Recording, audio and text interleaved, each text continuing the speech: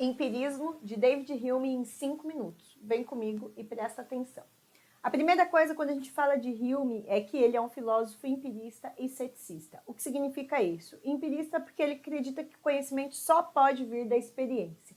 E cético porque mesmo o conhecimento vindo da experiência, não necessariamente ele é inabalável e universal.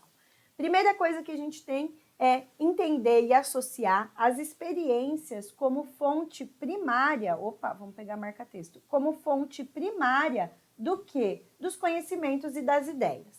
Na sequência disso, a gente tem esse esqueminha que vai trazer para a gente as relações entre impressão e ideia.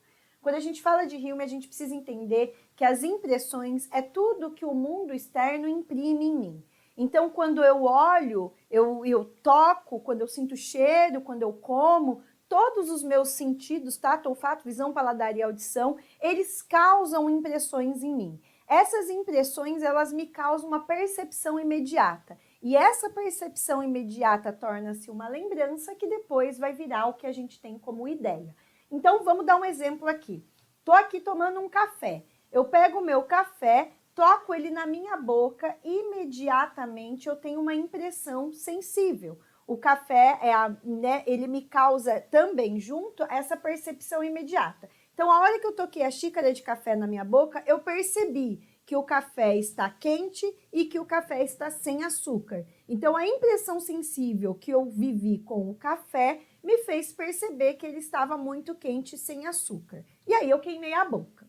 Aí eu chego na cozinha e falo, amiga, você que fez esse café, ele tá sem açúcar, ele tá quente, acabei de queimar minha boca. Isso aqui já é uma lembrança quando eu tô contando, já tá longe da minha experiência, da minha impressão imediata.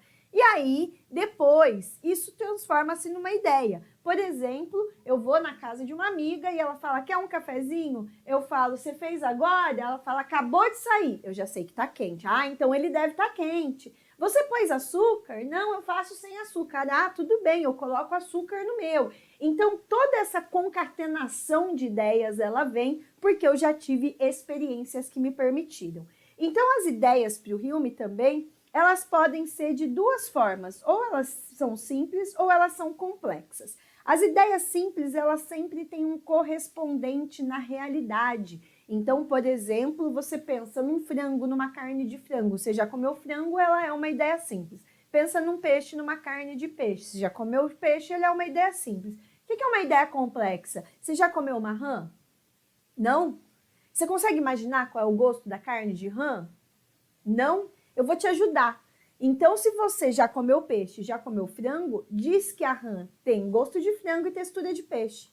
Faz essa união, cria essa fantasia, imagina como é. Isso é uma ideia complexa. Por quê? Porque ela não tem um correspondente com a realidade, porque ela é a imaginação ou a fantasia. Então, o que a gente entende disso? Que para o Hume, as ideias, elas sempre são mais fracas e as impressões são sempre mais fortes, porque as impressões são imediatas, elas acontecem na realidade e as ideias são apenas lembranças das impressões. E onde fica o ceticismo dele, Gabi? O ceticismo dele está na nossa capacidade de achar que toda causa tem um efeito e que vai ser sempre o mesmo. Aí a gente vive um hábito acreditando que as reações vão ser sempre as mesmas em relação a determinadas ações. E quando elas não são, a gente se surpreende e pensa que é um milagre. Então, não é milagre, é a nossa incapacidade de conhecer de fato a natureza e as suas leis. A razão humana é limitada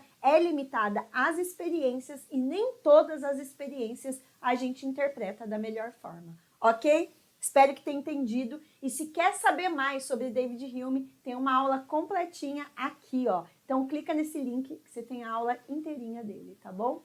Um beijo, muito obrigada.